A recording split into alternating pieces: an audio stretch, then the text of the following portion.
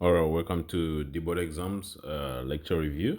Today we're going to discuss about mandibular movements. Okay, some of the rules. Now, the mandibular movements, um, you have to understand the basics of occlusion. Okay, and you have to understand centric stops and which teeth occlude which with other teeth. Okay, we have, if you haven't reviewed the lecture on uh, dental occlusion and related structures, then you may not fully understand, but you have to, so the exams have changed. Now they are asking, they give you more of a description instead of a drawing of the movement, and you have to decipher which side the mandible move to. Okay, so we're going to go to the principles and some of the rules. All right. All right, so review of the key rules. All right, so when you are answering questions on the mandibular movements, you you have you have to identify, okay, one, the you have to identify the cusp, okay, that occludes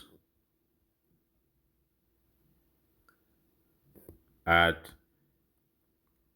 the base of the arrow, okay, and then you have to identify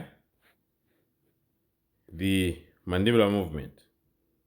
Okay, identify mandibular movement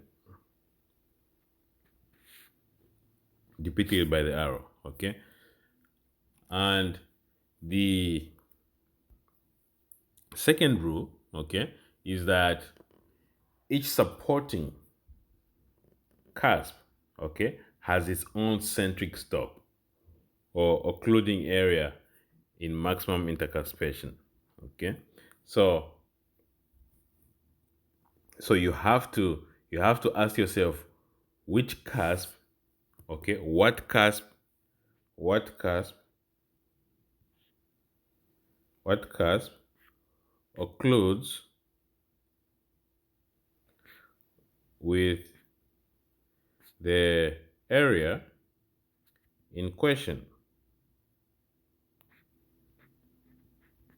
Okay, so and then once you know what cusp occlude in that area, then you are going to ask yourself, what quadrant is this? What quadrant is it? Okay, so always have to ask yourself that. Okay, so let's apply some of the rules here. So what quadrant is, so first of all, you have to identify, okay, identify the occluding cusp.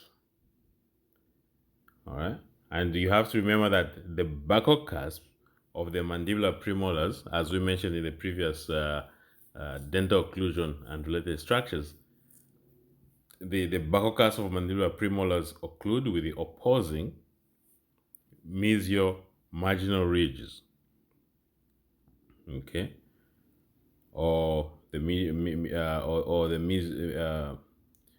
mesial fossa. Okay, so the teeth which occlude here, the one is going to occlude here is going to be the mandibular first premolar, right? And the cusp which you're going to occlude on this marginal ridge is going to be the mandibular second premolar, buccal cusp, of course. So, and then you know that this quadrant. So is this a maxillary or mandibular teeth which are shown? So you can see the shape, okay, the occlusal shape. This occlusal shape here, okay, it's almost like a rhomboid. So this is a maxillary arch,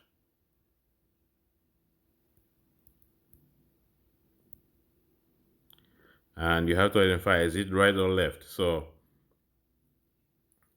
because we're looking at the occlusal surface, so this is going to be the right side. Okay, this is the right side of maxilla.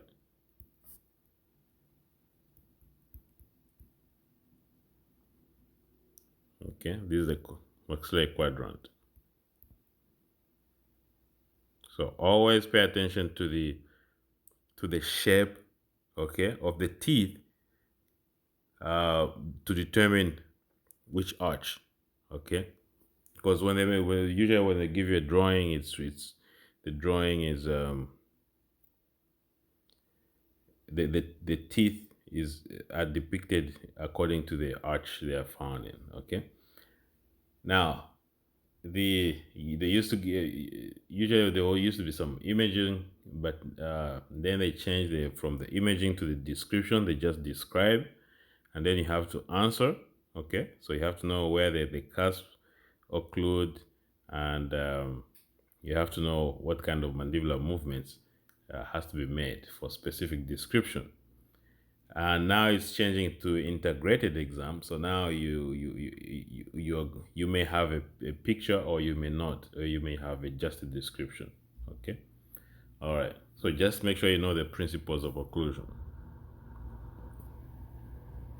Okay. So here the second one. Again, what? So you have to.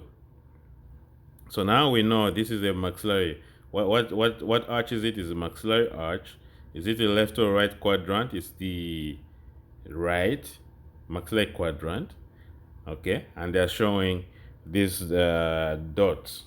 These dots are in the mesial fossa or the marginal ridges. Okay, so which teeth are going to occlude here? So you know that the teeth which are going to occlude here are some of the mandibular teeth. So on the first molar, so you know that the mandibular teeth occlude with the tooth they corresponded with, and then the tooth in front of it. So the mandibular first molar, the mesial cusp, okay, is going to occlude right here. So here, the mesial cusp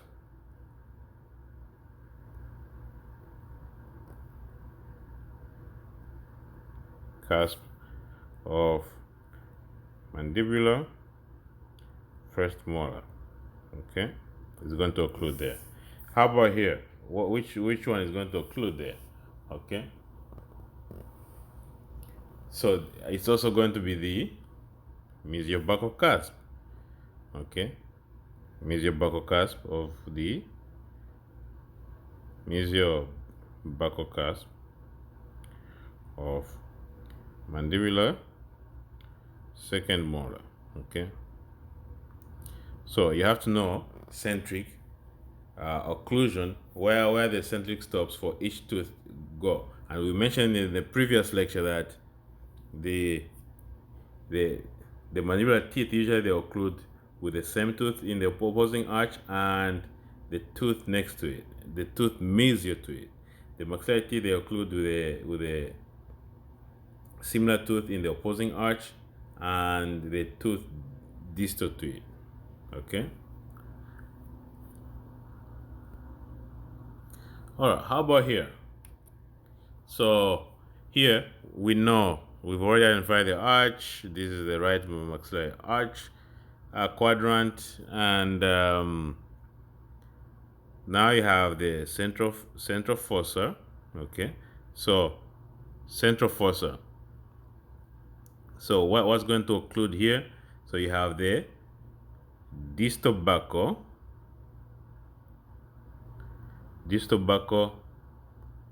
cusp of mandibular first molar, And here you have the distal buccal cusp of mandibular second molar.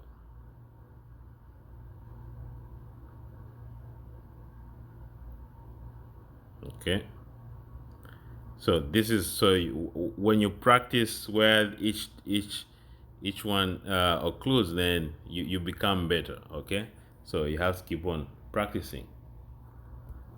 How about the next one? How about this one here?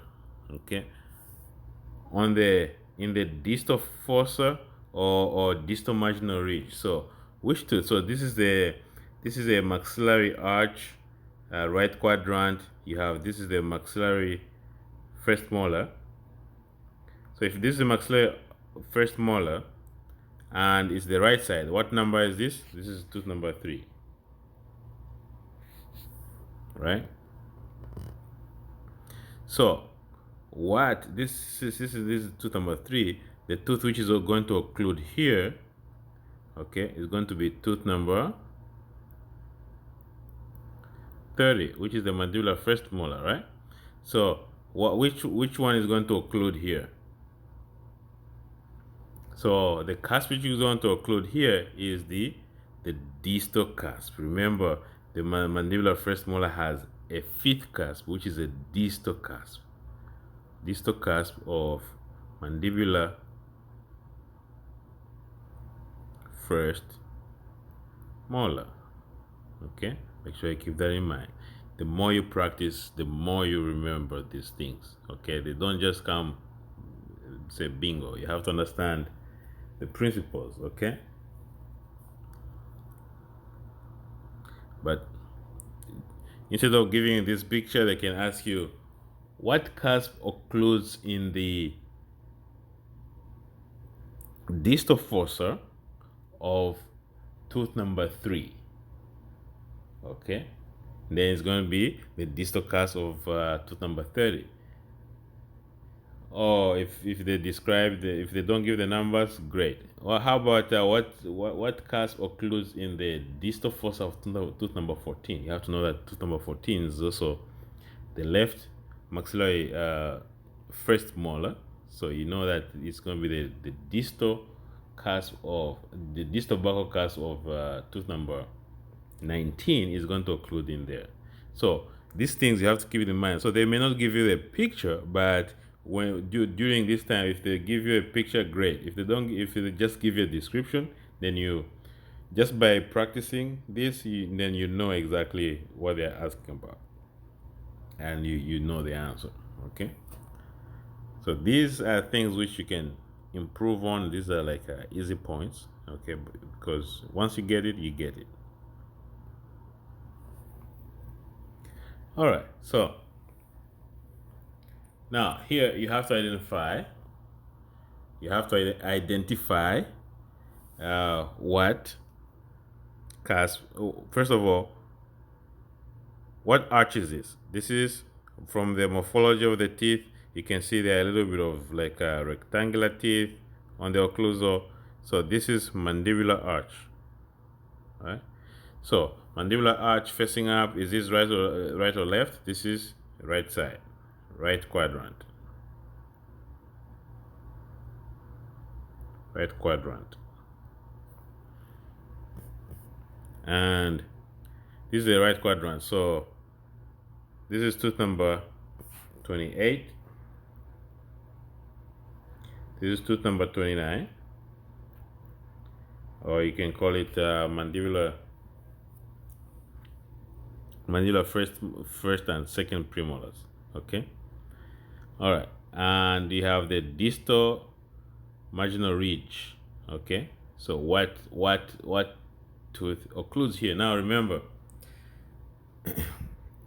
the occlusion is going to come from the lingual cusps of maxillary premolars. Okay. Now you have to remember that the maxillary first premolar is going to occlude here. All right. And the And the maxillary premolars, the maxillary teeth occlude with the teeth, with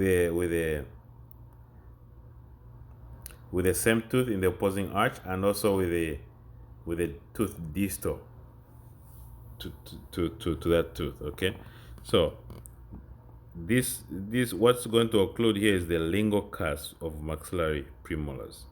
Okay, though they occlude here. So the lingual cusp of maxillary premolars occlude here. Okay, they occlude on the opposing distal marginal ridge or the distal fossa. Keep that in mind. All right, so how about here? So this is the mandibular arch again. Mandibular arch. This is so mandibular arch because of the shape. Okay, you're looking at the shape of the teeth. They are more rectangular or square. All right, and you can look at the shape of the premolars also. And this is the right side, so right quadrant. Okay, and so it's the right quadrant. This is going to be tooth number 30, and this is going to be number 31. Okay, so here you're going to be, you see, this is a distal fossa and the distal fossa. So what cusp are going to occlude here? Okay, so what are the supporting cusp on the maxilla? That's one question you have to ask yourself. It's going to be the the the the the lingual cusp. Okay, so on the maxillary first molar, you have the mesiobuccal cusp and you have the distal the no sorry the mesiolingual cusp and the distal lingual cusp. Okay, so you already know that the distal lingual cusp is going to occlude here, the distal lingual cusp of maxillary.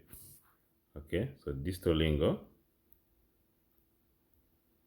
of maxillary first molar is going to occlude here. All right, and also the distal lingual cusp of maxillary second molar is going to occlude here. Okay, so easy rules that you're supposed to know. Okay, first of all, you have to know what arches it is, and then from there you have to know what side it is. Then you have to know what are the supporting cusps. What cusps are making these dots over here on the opposing arch. Okay, so you have to know which one are the supporting cusps. Once you know the supporting cusps, the answers become very easy. Okay.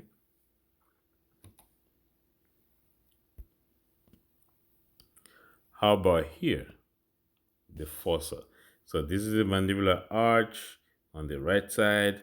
Now you have this central fossa here. Okay. So the central fossa. Now you have, this is the mandible. So the central fossa. So that means this the it's either this is first molar, so it means it's going to occlude with the opposing maxillary first molar. So maxillary first molar has two supporting cusps, right?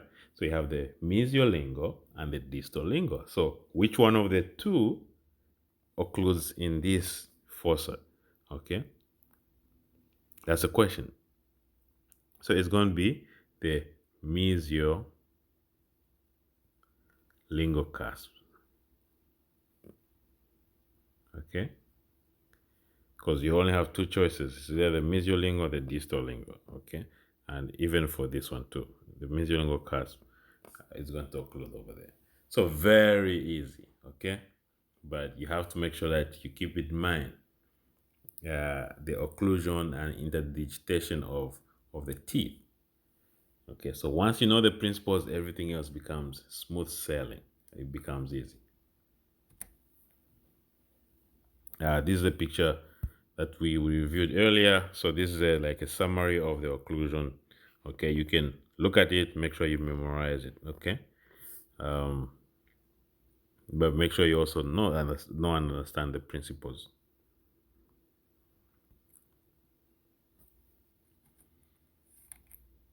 All right. So let's see here.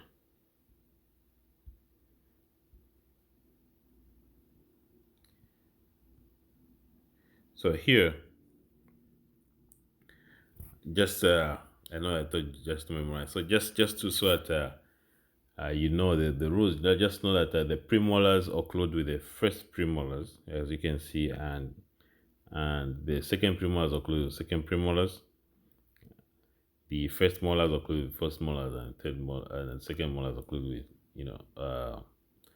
this second molars can occlude with the first molars and this is the second molars also. Okay, so make sure you know that second molars occlude with first molars and second molars. Okay.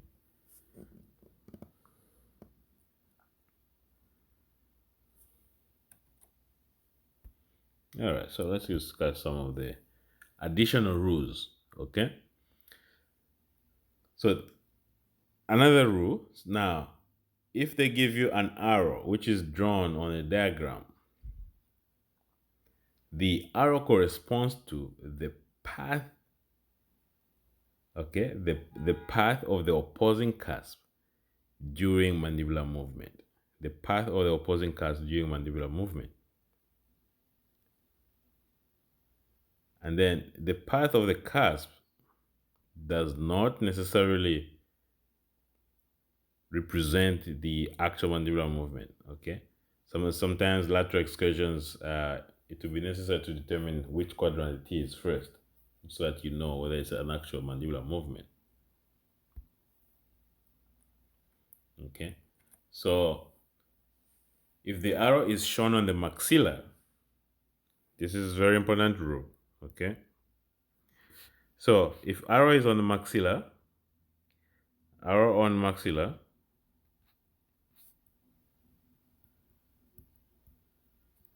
then the directional arrow will correspond to the direction of the mandible. So if the arrow is on the maxilla, if the arrow points to the right side and it's on the maxillary arch, it means the mandible moves to the right side. Okay.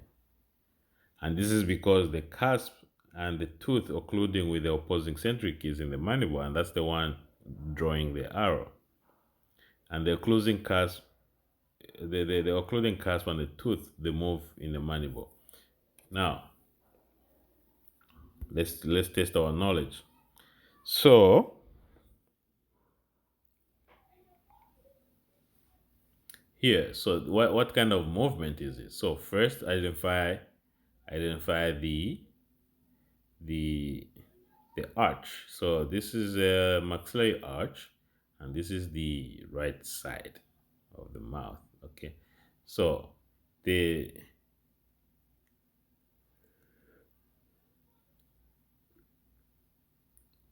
it's on the right side of the mouth. So if you look carefully, this is, you may think it's moving to the left because it's on the maxilla, it's on the left, but you have to know what side of the quadrant is this arch. Okay, so it's on the right side, so the mind will move to the right side. All right, so this is a right lateral excursion. Okay.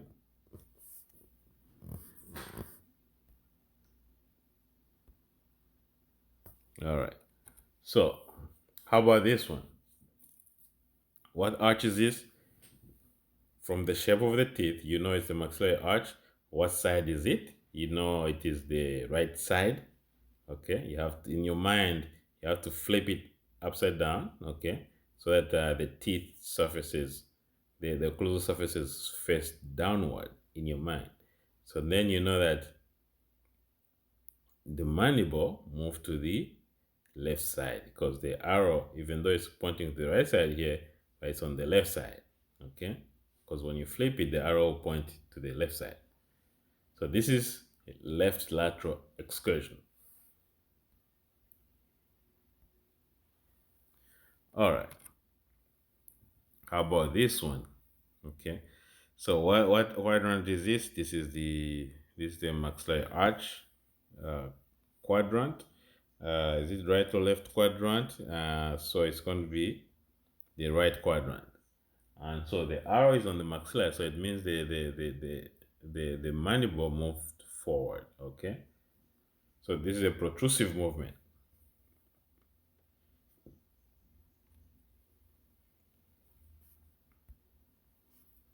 All right. So another key rule: if the arrow is in the mandibular quadrant. So now, if arrow is on mandibular quadrant, it means the the motion. Okay, it means the motion of the mandible is in the opposite side. Okay, because the cusp which is making the drawing the arrow is the maxilla, but the only jaw which moves is the mandible. So if the arrow is in the mandible, then you have to say, okay, the mandible move to the opposite side of the arrow. Okay, so let's practice. So which arch is this? This is the mandibular arch, left to right. This is the left side. Okay, and this is because, of course, I know this is a mandible because other than this name here, okay, then we know from the teeth, okay, from the teeth shape, this is the mandible. So this is the left side, and the arrow is pointing to the left side. So this is actually a right movement. Okay, so this is a right lateral excursion. This one, you can see the same arch, which is the left side. Okay, the arrow is pointing to the right side, so the meaning this is this is the, let me see, the arrow is pointing to the arrow is pointing to the right side. Okay, so this is actually it's a left lateral excursion. Okay, and this is also retrusive. Okay, so this is a retrusion. Let's see, retrusion, protrusion.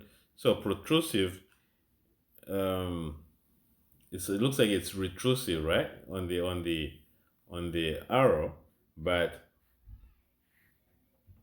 the arrow is on the mandible. Okay, so it means the mandible moved opposite. So instead of posterior, opposite of posterior is forward. So it's going to be protrusive. So this is a protrusive movement.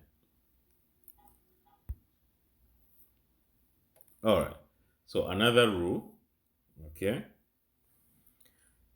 So this is a lecture of rules that you're supposed to know. Okay, before you proceed on to other lectures.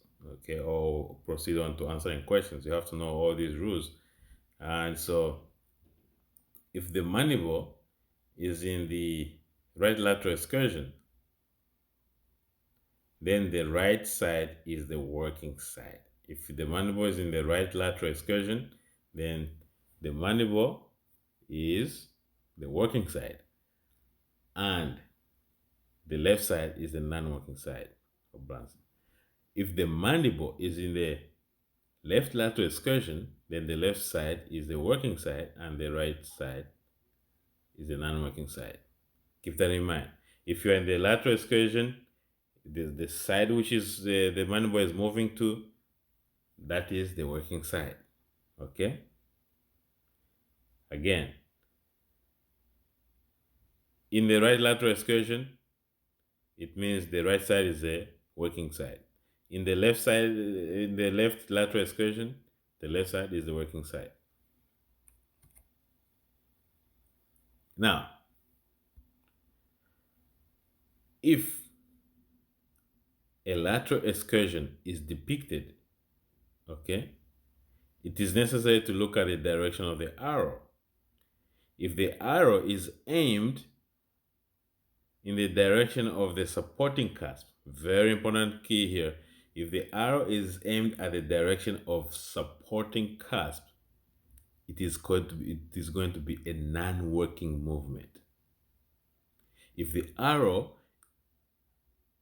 in the lateral excursion is pointing to the non-supporting cusps, that's going to be a working movement. Very important rule here, okay? Make sure you know it, okay? So let's practice. All right, so lateral excursion. So this is lateral excursion. Is it right lateral, working, non-working? Which one is it, right? So let's look at the quadrant. This is a maxillary quadrant. What side is it? This is the right side, okay? And the arrow is the maxilla. So it means the arrow is pointing to the right side. So it means if the arrow is in the maxilla, it means the mandible move to the right side, right? So this is a right lateral excursion. Is it working or non-working? That's the question. Now the arrow is pointing to the non-supporting cusp, because supporting cusp on the maxilla is the lingual, but it's the arrow is pointing to the buccal. So the buccal cusp are non-supporting. So this is a working, right lateral working side. Okay. All right. How about the next one? All right. Think about it. Give an answer in your head and see if see what you think. So another another lateral excursion. So the arrow is in the mandible, meaning the mandible is gonna move to the opposite side of the arrow. So the mandible move to the right side. I mean, sorry, the mandible move to the left side. Now, is this a working or non-working? Because the arrow is pointing to the non-supporting cusp, because the non-supporting cusp in the mandible are the lingual cusp. So this is a left working. Okay. All right. All right. So this is a lateral excursion. Is this a working or non-working? So first of all, it's a maxillary arch. It's pointing. The arrow is pointing to the supporting cusps. It's pointing to the lingual cusps. Okay. So this is a non-working movement. Okay. Very easy. All right. How about this one? Is this a working or non-working? So one, where is the arrow pointing? It's pointing to the buccal cusp, which is a supporting cusp. So if it's a supporting cusp, it's going to be a non-working movement. Okay. All right. This is the end of the review. This is a short lecture, but very powerful lecture that you're supposed to, if you haven't understood the rules, make sure you go back. It is a short lecture, so you can go back, you can pause, you can do what you want. And so make sure that you understand these simple rules and keep those in mind. Okay. Good luck. We'll meet again in the next lecture.